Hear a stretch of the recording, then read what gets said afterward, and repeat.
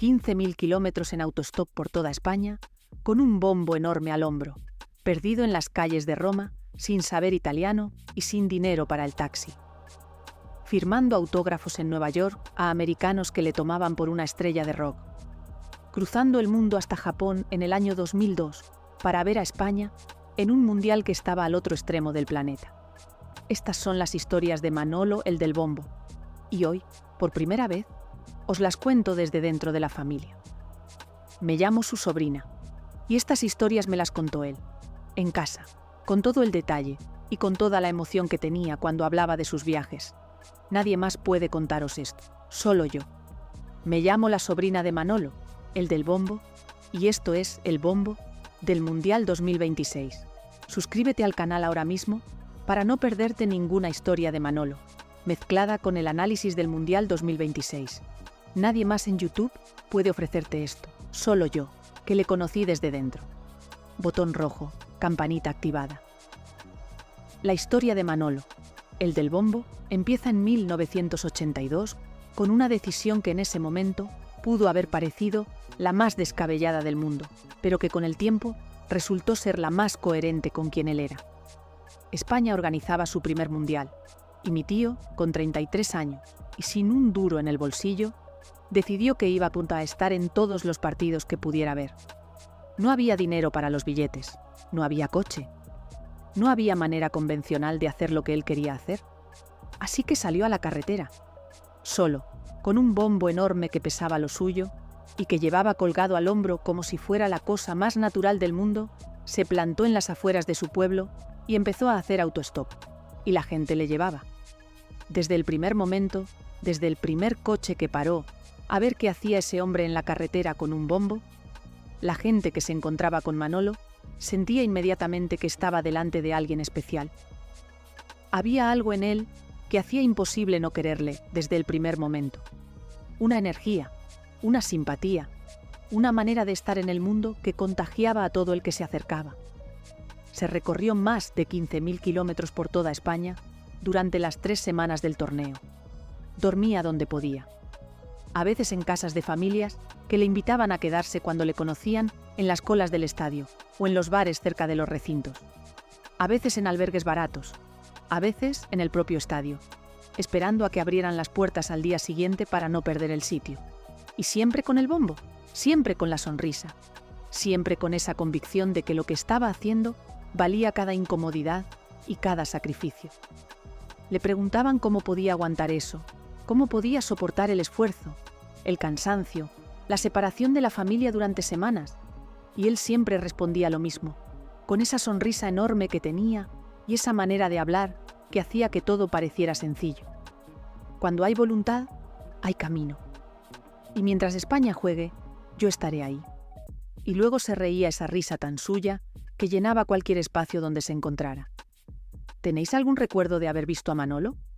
¿En un partido? ¿En la televisión? ¿En persona? ¿O conocéis a alguien que le conoció?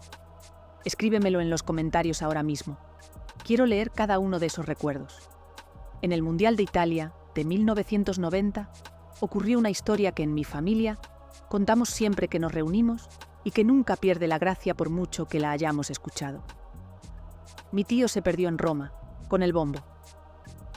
Imagina la escena con todo el detalle.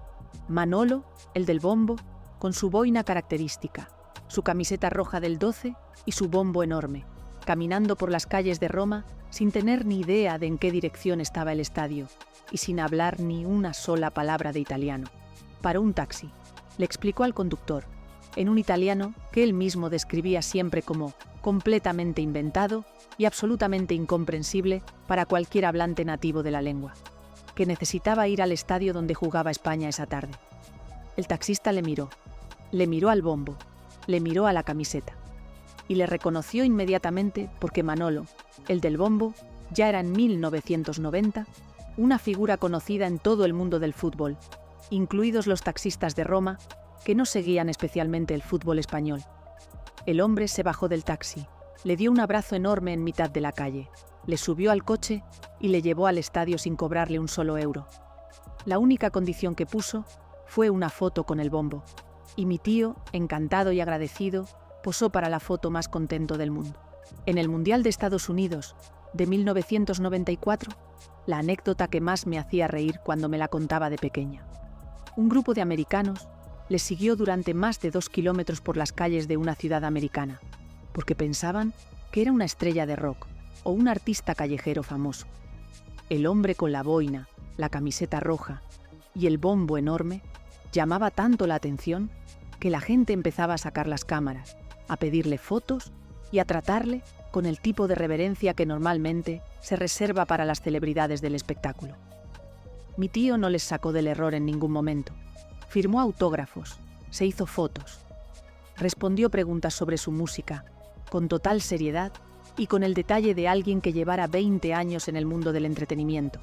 Y luego nos lo contaba riéndose durante horas. Fue el día que me convertí en estrella de rock sin saber tocar ningún instrumento, decía. En el Mundial de Corea y Japón de 2002, cruzó el mundo hasta el otro extremo del planeta. Desde España hasta Japón, con escala en varios países, con el bombo registrado como equipaje especial, porque no había maleta del mundo en la que cupiera ese instrumento que se había convertido en la extensión de su propio cuerpo. En Corea y en Japón le reconocían. La gente se acercaba a saludarle en las calles, le pedían fotos, le acompañaban hasta los estadios. El aficionado más famoso del planeta no era una exageración periodística. Era la pura verdad que él vivía en cada torneo al que iba. Dale like si te hubiera gustado conocer a Manolo en persona. Porque era exactamente como aparecía en la televisión. Generoso hasta el extremo, apasionado hasta la médula y con una energía para vivir que contagiaba a todo el que estaba cerca de él. Le pregunté muchas veces a lo largo de los años cuál era, de todos los momentos que había vivido en esos 10 mundiales y en todas esas Eurocopas, su recuerdo favorito de toda su vida como aficionado. Y la respuesta era siempre la misma, sin dudar ni un segundo. Sudáfrica, 2010. El gol de Iniesta. Estaba en el Soccer City de Johannesburgo, en las gradas, rodeado de miles de españoles que habían viajado desde el otro lado del mundo para ese partido final, con el bombo en las manos, mirando el campo durante los 116 minutos más intensos de toda su vida futbolística. Y cuando el balón cruzó la línea de portería en el minuto 116 de la prórroga, dice que el primer pensamiento que tuvo fue que no podía ser verdad, que tardó varios segundos en comprender que no era un sueño más de los que había tenido durante 28 años, sino la realidad más palpable y más definitiva que había existido jamás. Y entonces, el bombo empezó a sonar más fuerte que nunca, y las lágrimas cayeron sin que él hiciera nada por detenerlas.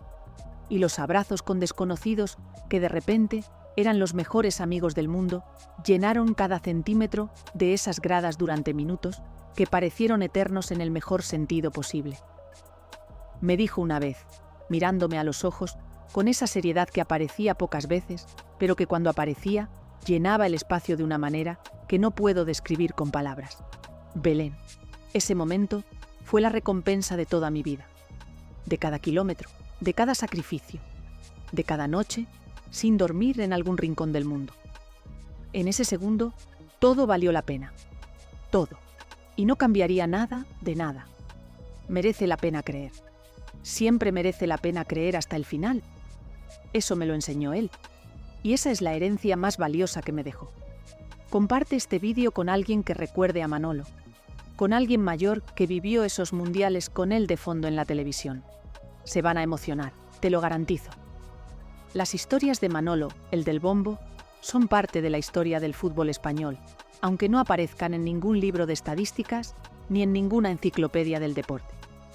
Son la historia del aficionado real, del que pone el corazón sin pedir nada a cambio, del que viaja al otro extremo del mundo con lo justo, porque la pasión no necesita más recursos que sí misma para moverse.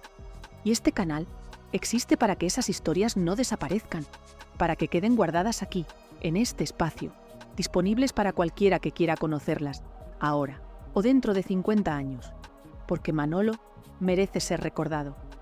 Y el bombo del Mundial 2026 se encarga de eso. Guarda este vídeo. Es historia del fútbol español contada desde dentro de la familia. No encontrarás esto en ningún otro lugar de internet. El próximo vídeo Mi predicción completa del Mundial 2026. Campeón, finalistas, goleador, jugador del torneo. Todo, con nombres y con argumentos. Ya está grabado.